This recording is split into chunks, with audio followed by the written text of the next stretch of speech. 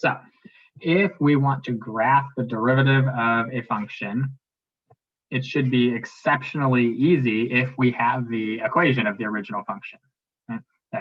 That should make things really simple, because if we have the equation, for example, this is the parabola x squared minus 2x plus 1, well, I should be able to figure out what the derivative of x squared minus 2x plus 1 is, and then just graph that equation, right? So that's what we're going to do for the first few. We're going to just graph the function, graph the derivative, and see if we can notice things about it. What's the derivative of x squared minus 2x plus 1? 2x minus 2. Ah, nice. Good work. Somebody's ready for tomorrow's quiz. All right. What does 2x minus 2 look like? It's got a y-intercept of -2, right? And a slope of 2. Just a linear equation, right? So I'm just gonna, what I'm gonna do is I'm gonna plot all these nice little points, and then I'm gonna really try hard to make a nice line that goes through them all, and it's not gonna work. Actually, that worked out pretty well. That was better than usual. All right, so there's our derivative, there's our function. Black one is the function, red one is the derivative. Anything you notice about the two of them, or relationships that you might notice, or just something interesting you see?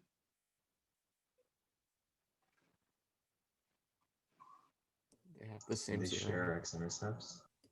Okay, I heard one of you, and then the other one I didn't hear. I heard they share an x-intercept. Did somebody else say something different than that? Same thing. They just showed the same zero. Yeah, okay, they got the same root, the same zero, same x-intercept. Okay, definitely true. At x equals 1, right, they both cross through the x-axis. Everybody agree with that and see that?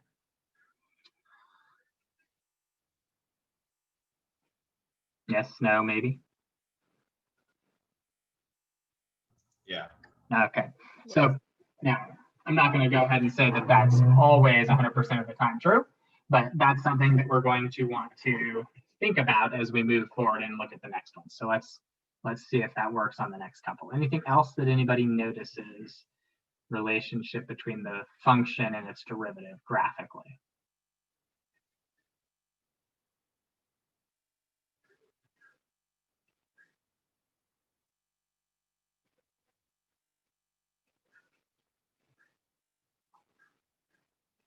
Nothing else? All right, that's fine. Let's do another one. So we're going to come back to this. We're going to come back to this graph in a little bit. All right, here we have a function x cubed minus 3x. Okay. And we want the derivative of it. So what's the derivative of x cubed minus 3x? 3x squared minus 3. All right, another person that's ready for tomorrow's quiz. All right, so that's got a y-intercept of -3, so I can put that on.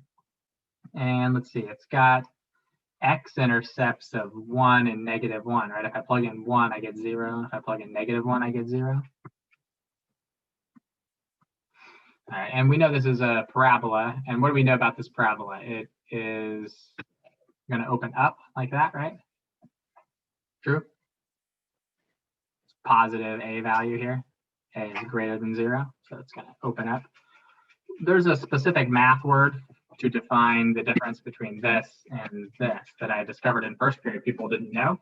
So anybody know how we can define mathematically those rather than opening up and opening down? Unbounded. Okay, so they're both unbounded, right? Increasing without bound and decreasing without bound as we go towards infinity and negative infinity. But I'm talking more about the shape of them. This one is, a U, and this one is an upside down U. Would you say that one's like a negative parabola and one's a positive one? I mean, that is one way that sometimes they are defined, but there's a specific word I'm looking for, which was not what you said.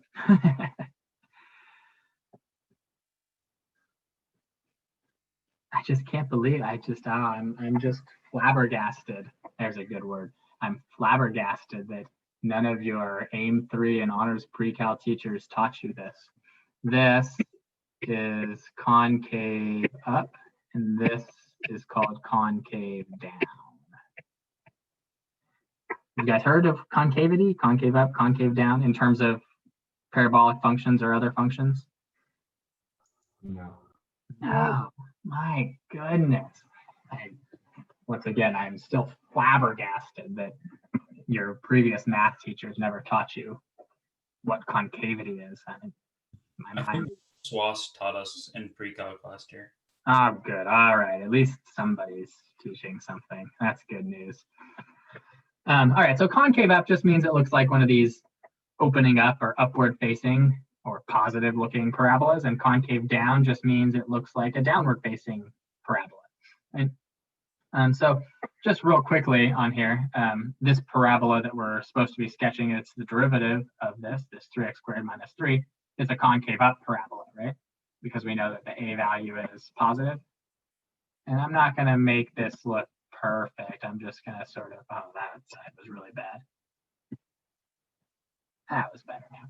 So I've just sort of sketched it in there. The 3 makes it a fairly steep parabola.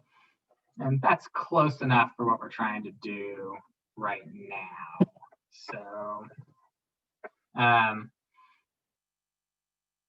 we might even note that our original function has a section of it.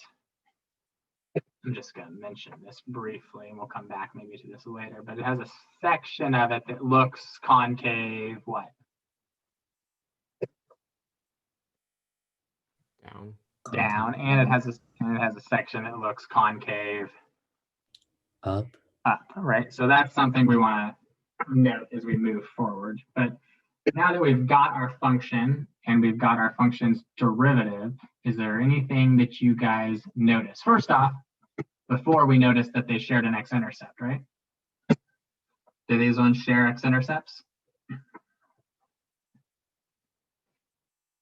No. No, these ones do not. So the idea of sharing an x-intercept is sort of, it was a good idea. It made sense for that first one, but it doesn't seem to hold true for all functions and their derivatives. So we'll sort of kind of stop looking for that from now on and trying to find other relationships between the two that might overlap on both of these functions that we've looked at. So what else do we maybe notice?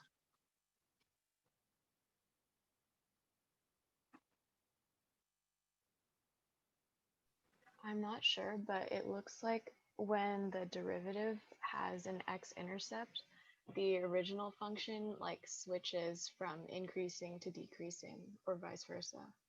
Okay, so it definitely looks like that here, right? Here my derivative has an x-intercept at 1. Oh, sorry, negative. See, I still don't know my negative from my positive at -1. And it looks like our function stops increasing and starts decreasing at that point. And the same thing here at, this time I'm going to do it right, at +1, our function goes from decreasing to increasing. Everybody agree with that on this particular graph?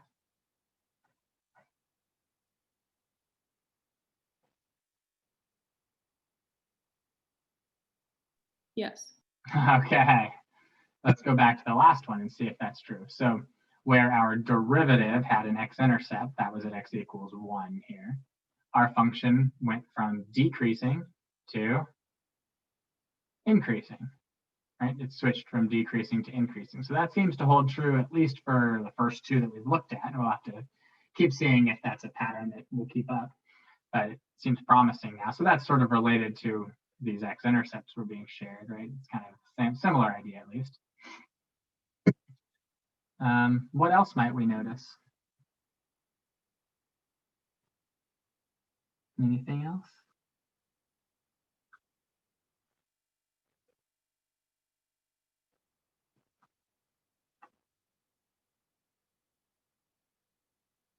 What about something similar to that with the idea of the function is increasing? So here's where my function is increasing, right? From -infinity to -1, my function increases. What can you tell me about the derivative on that interval?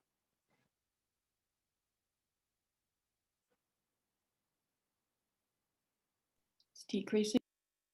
Okay, that it's decreasing on that interval. Okay, that's one thing. All right, so let's see if the derivative increased, sorry, if the function increased, the derivative decreased. Is that true? At least on that little section there from -infinity to -1. derivative decreasing, function increasing, Yes. which would lead us to believe then if that was always going to be true, that once our function started decreasing, our derivative should maybe increase.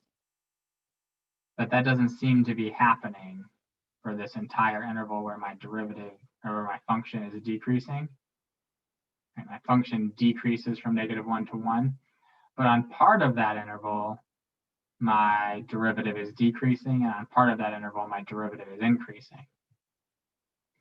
So maybe we can find something else to note about when my function increases. What else could we say about our derivative? Just this piece of it that I've circled. Where is it located?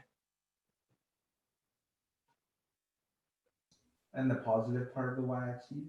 Yeah, the positive part of the y-axis, right? It's the y values are all positive for my derivative, and my function is increasing there. What about when the y values of my derivative are negative? This would be all down here. What is my function doing?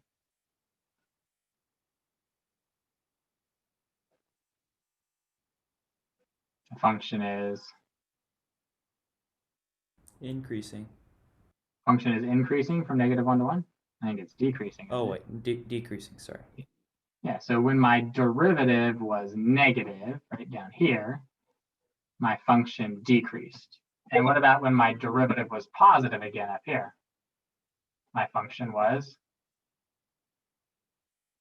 Increasing. increasing. Let's see if that applies here. So when my derivative is negative, my function is decreasing. And when my derivative is positive, my function is increasing. So far for both of these, that seems to line up. That when my derivative is positive, my function increases, and when my derivative is negative, my function decreases. You all agree with that?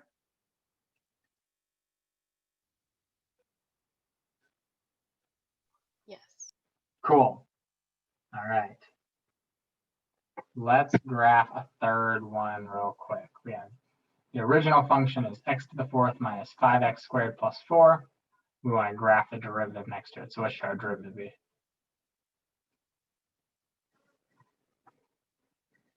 Four x to the third minus 10x. Huh?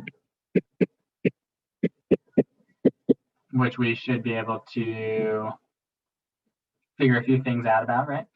If I were to factor out a 2x from that, I'd end up with 2x squared minus 5 inside.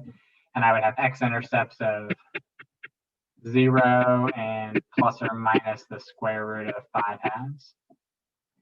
So that'd be an x-intercept here. And the square root of 5 halves is where? Between what two numbers?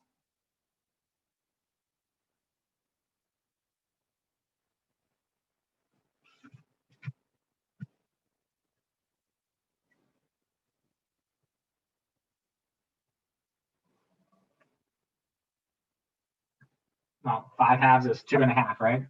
So the square root of 2.5 ought to be between the square root of 1 and the square root of 4, which means it ought to be between 1 and 2. So I'm just going to kind of put in some values there for positive between 1 and 2 and negative between 1 and 2. And we would note that these x-intercepts that we haven't drawn a curve through it yet, but we know there's x-intercepts here. They seem to be occurring at still these places where our function goes from decreasing to increasing, or it goes from increasing to decreasing, or from decreasing to increasing, and so on. Right, so we still have these x-intercepts at the places where we have these turning points, or local minimums and local maximums. What else? Let's see. Well, our function is decreasing. True, to start with. What do you think that should tell you about your derivative? If the function decreases, the derivative should be? Negative. Negative. And this is 4x cubed minus 10x, right? Cubic, that should look like this in some regard, right? It should be similar to that. Well, that makes sense then, because that should be increasing right here. And then at some point in between here, between where I cross through the x-axis and come back to the x-axis, I'm going to have to hit a local maximum up here. True? Try and draw this a little better. Let's see if we could estimate what the slope is there at that max. Maybe right in the middle there. What does the slope look like it is approximately?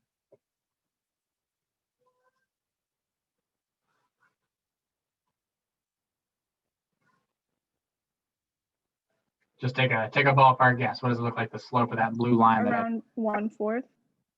Around what? Around a fourth. 4? Is that what you said?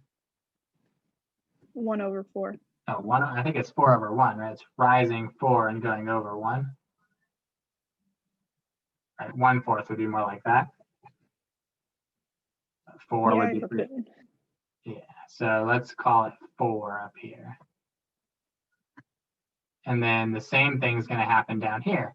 It's going to go down to about, well, probably about -4 before it comes back up. That's generally what a cubic should look like, right?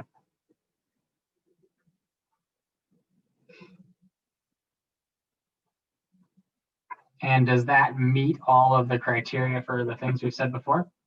Derivative negative, function decreases. Derivative positive, function increases. Derivative negative again, function decreases again. And then derivative positive, function increases. And everywhere where our derivative went through the x-axis, we had a turning point.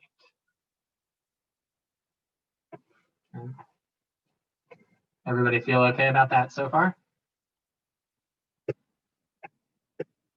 Yeah. All right. Now there's one last thing that I was hoping we would notice here, and it has to do with concavity. So tell me about where on this graph of x cubed minus 3x, about where does the concavity change from being concave down to being concave up?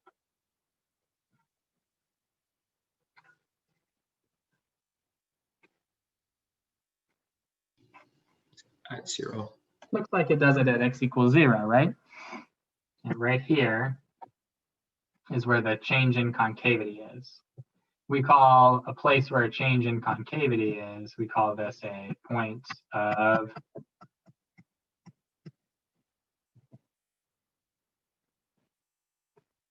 Concavity? no. Gosh, I wish your teachers last year had taught you guys stuff.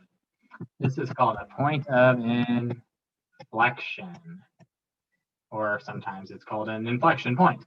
A point of inflection, an inflection point, is a point where the function changes concavity. So what happens where my derivative is at x equals 0? What's happening to my derivative at x equals 0? It's a local minimum, right? So I had a local minimum. My derivative went from decreasing to increasing, where my function had a point of inflection. Does this function have any points of inflection? X to the 4th minus 5x squared plus 4. Yes. Yeah, where do they occur? 0, 4. Well, 0, 4 is a local maximum. So we can't have a point of inflection at a local maximum. It's got to change that concavity somewhere in between here. See, like it sort of looks concave up-ish mostly, but then it curves back this way. And as soon as it starts curving this way, somewhere in between here and here, we have to have that point of inflection. Would it be 0, -1? Wait, no, -1, 0. -1, 0. That sounds better. That's pretty close to where it probably is, right? Somewhere in between here, where it's concave up, and here, it's concave down. Somewhere in there is where we have that change in concavity. And, we weren't perfect and exact here, but it sure looks like we put that at around -1 where that local maximum was, right? And that's where our change in concavity is. And so when we have the change in concavity, our derivative has a local maximum this time. Here it had a local minimum. Now it has a local maximum. Then it changes again, right? It's concave down, and then it becomes concave up again, somewhere in between here. Right around about x equals 1, and that's where we have our local minimum on our derivative. Everybody see that or no? Yeah. So we've sort of pulled 4 things out of all of this. One, which was any place where we have a min or a max on our function, it gives us an x-intercept on the derivative. 2 is what we just talked about. Any point where our function changes concavity, the derivative has a local minimum or a maximum. 3, if our function is increasing, the derivative is positive. And 4, if the function is decreasing, the derivative is negative. Good or no?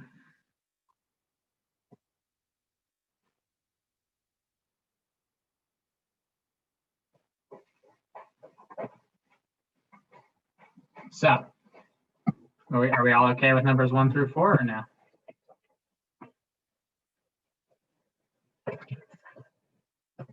Yeah. Yeah. Okay.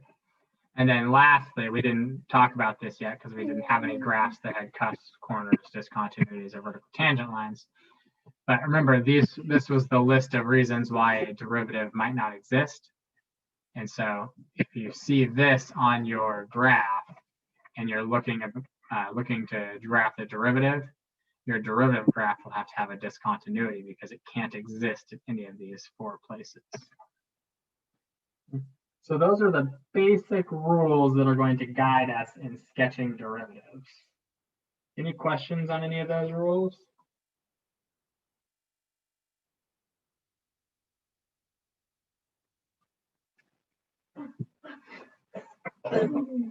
No?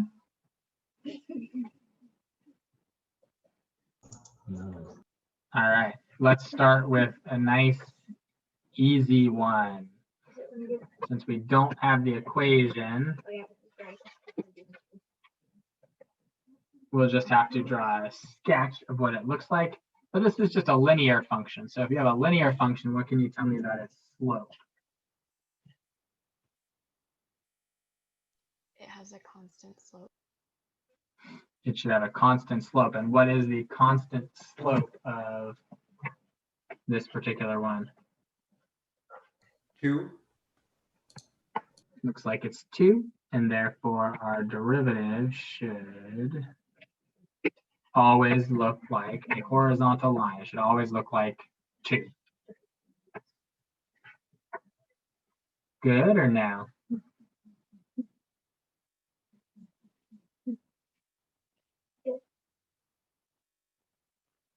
All right, let's move on to the next one.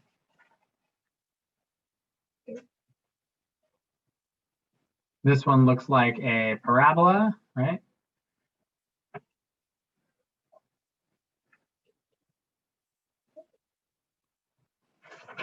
So what would we imagine if this is some sort of parabola, like something with an x squared? What should we guess that its derivative should look like? It should be a line. Should be some sort of line, exactly. So let's see if we can figure out where to put that line. What should we do, you guys think? What's one of the rules we learned about when a function has a local what? Our function has a local minimum. What should our derivative have? An x-intercept? Should have an x-intercept, so let's put one in there. All right. On what interval is our function decreasing? 0 to 3. Well, not just 0, but from negative infinity to 3, right? So our derivative on that entire interval where our function is decreasing should always be Negative. negative, and where our function increases from 3 to infinity, our derivative should always be positive. So we're going to have some sort of line that looks about like that. We might want to try and get a ballpark estimate of what the slope is somewhere along the way so we can kind of sketch it more accurately. Let's say at x equals 5 here, right here. What does the slope of the tangent line look like it is about? What would you approximate? Oh, I can't seem to draw that in the right place. What would you approximate that slope of that line to be?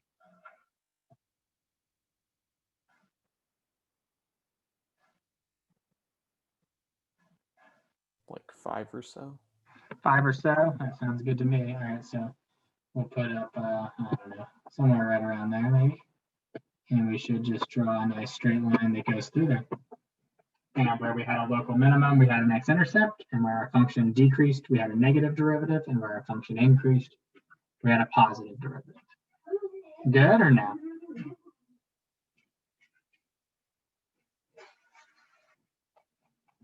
Any questions on that?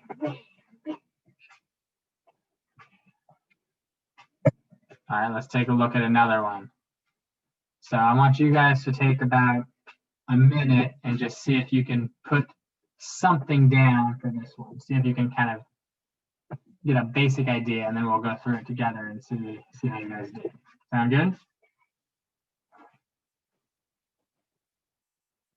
Yeah. All right. I'll give you a minute or so. Ready to go. Okay, where we had our local minimum here, we should have an x-intercept. And where we had our local maximum, we should have another x-intercept. And what else was going on here? Our function was decreasing, which meant our derivative should be negative. So let's say maybe right here at -6, what does it look like that slope is? Maybe -2 or -3? Maybe -2? Does that sound about right or no? Yeah. Okay. So we'll put it, we'll just put it right down there, a little, right around -2. And then what about maybe over here where our function is decreasing again? We know the derivative is negative. Suppose we sketched it right about there, still about -2 over here. And then what about up here? This one, if I try to sketch it this, that looks like that would be a slope of about 3-ish maybe up here. Sounds good. And our function is increasing, so our derivative should be positive, so that should make some sense. And we're going to get this little nice little curving little parabola here. I should maybe made this back down a little more. But something basically like that. And we'll note that right in the middle here between these x-intercepts is where we changed concavity, isn't it? From concave up to concave down. And what did that give us on our original, on our derivatives function? Gave us a local. Everybody okay with that? How are you able to determine the like the y values of certain points? On the derivative, you mean? Yeah.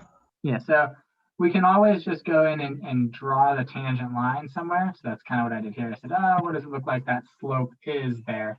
Looks like a little more than -2, -2, -2.5, -3. So I just plotted a point where the y value, because that's what the y value of a derivative is. It represents the slope of the original function. So if the slope over here is about -2, then I'll plot a point at that same x value, but at -2. Does that make sense? Yeah, I think so. Thank you. Yep. Any other questions so far, anyone?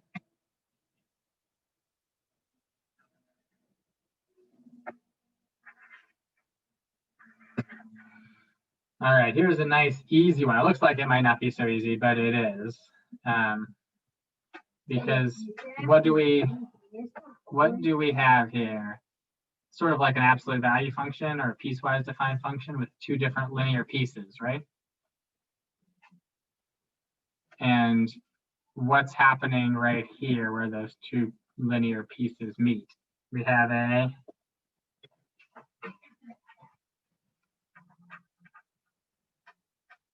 Corner. a corner, exactly. And so whenever we have a corner, what does that tell you about the derivative? There's a discontinuity. It should have a discontinuity. So let's figure out what's the slopes of this line, or what is the slope of this line as we approach where this discontinuity needs to be on our derivative.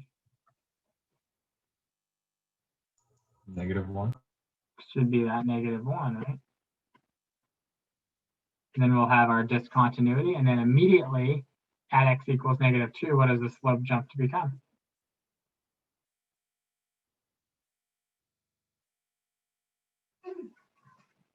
Around 2. Yeah, around 2, so we'll just put it at 2. And it stays 2 because that's a linear piece the whole time. So this one just looks like a little piecewise defined function itself, at -1 for a while and then at 2 for a while. Good or no?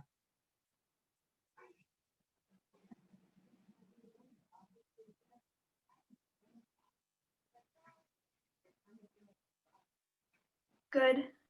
All right, let's do another one. We're just going to do 2 more of these and we're going to be done for the day. So I'm going to give you guys another minute or so to try and work through this one. You're going to have to, for this left-hand part of it, sort of put in some tangent lines. That wasn't a very good tangent line, but sort of sketch in your mind some tangent lines on here to figure out about what the slope is at certain points. I'll give you guys a minute or two to work through this one, and then we'll go through it together and see how you guys did. So I'll give you about 2 minutes. Ready, go.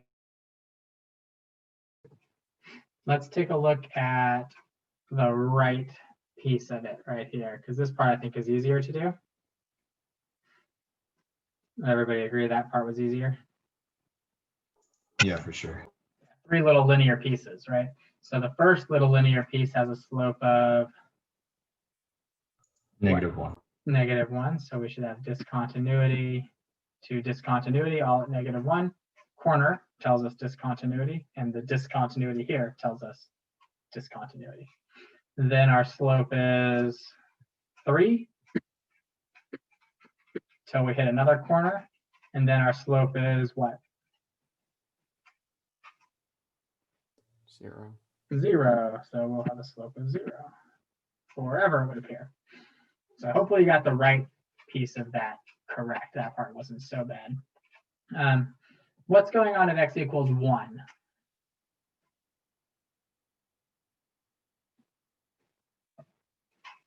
Like a cusp. Has a cusp, right? And that cusp tells us we're going to have a discontinuity there also. So our derivative should be positive or negative on this section right here, the first section of it. Negative. Should be negative, right? Because our function is decreasing. So let's maybe right at the beginning over here, what does it look like? What does it look like the slope is there? Maybe negative 1/3. 1/3-ish, right? And it's extending with an arrow. So we know it's getting less and less steep as this goes out. So we'll put it right around -1/3, and it's going to curve down to a steeper slope. And maybe over here, we could figure out what that slope is. At the end of that should be getting to be around what? -2. -2-ish. That sounds good to me. So we'll put our open circle there and curve. It could be, you could have drawn it with a little curve to it. You could have drawn it as just a straight line. Either one would be acceptable. Because it's kind of hard to get exact values at each specific point. So as soon as we go to the right of x equals 1, we end up with a thing that looks like that. What's the slope there? Maybe about +2. And it's going to curve down to about maybe +1/3. So something more like that over there. Is that pretty close to what you guys did on your own?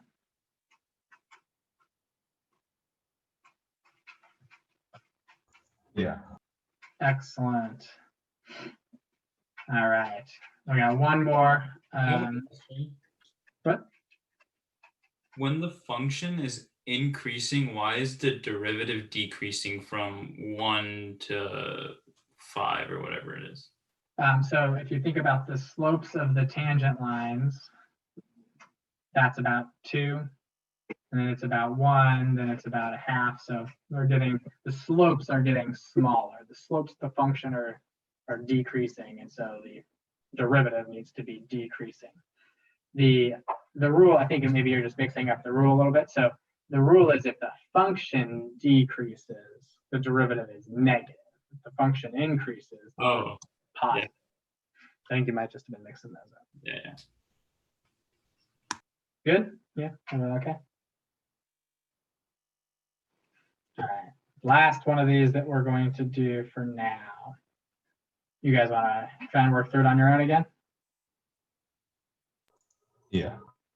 All right, I'll give you 2 or 3 minutes here to sort through this one. Ready, go.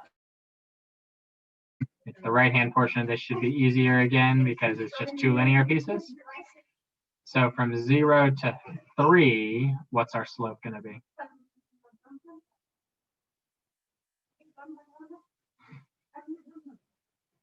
-2. Looks like -2. Okay.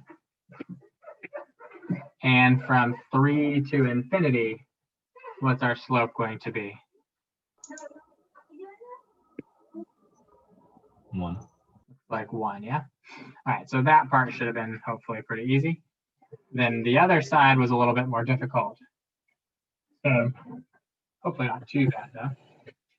Anywhere where our function has a local maximum, right, it goes from increasing to decreasing, or from decreasing to increasing, a local minimum, what should our derivative have? X-intercept. Should have an x-intercept, so 2 of those. And then anywhere where our function was increasing, our derivative should have been positive. So we know that from negative, what is that, -6 to -3, we need to be up here somewhere. We need to be positive. And then our function decreases, so we need to be negative between here, and then it needs to increase again and become positive. So somewhere between here, between these 2 intercepts, is where the change in concavity happens. It goes from being concave down to being concave up. And that's where our function's derivative should have a local minimum or maximum. So let's approximate what that slope is sort of in the middle. What does it look like it is in the middle? About negative, what would you call that? -2. -2, all right. So, get rid of, okay. And then what about over here? What does this slope look like it is? Maybe right at this point. Positive, maybe 4, 3 or 4, yeah. Somewhere within this range. And then over here, it looks like we may curve up to be a slope of about 1-ish. Maybe a little over 1 by the time it curves up at the end. And so we're going to have something that looks like this. And we'll pretend that I made it through that point on the end over there because I sort of missed it. But that's basically what this should look like, assuming I went through all those points properly. Is that about what you guys had? Yeah. Good. So these are not going to be perfect. They're not necessarily going to be 100% exact, but you want to at least have the general shape correct. So if you got something pretty close to that, you're probably good. As long as your intercepts and your local maxes and mins and then the linear pieces are all right, the rest of it should kind of fall into place and be okay, even if it's a little bit off. Any questions on any of that? Are you going to cover this in the quiz tomorrow or no? No. You won't have to do this on the quiz at all. All right, thank you. Yep. All right, so that's going to be it for today's lecture.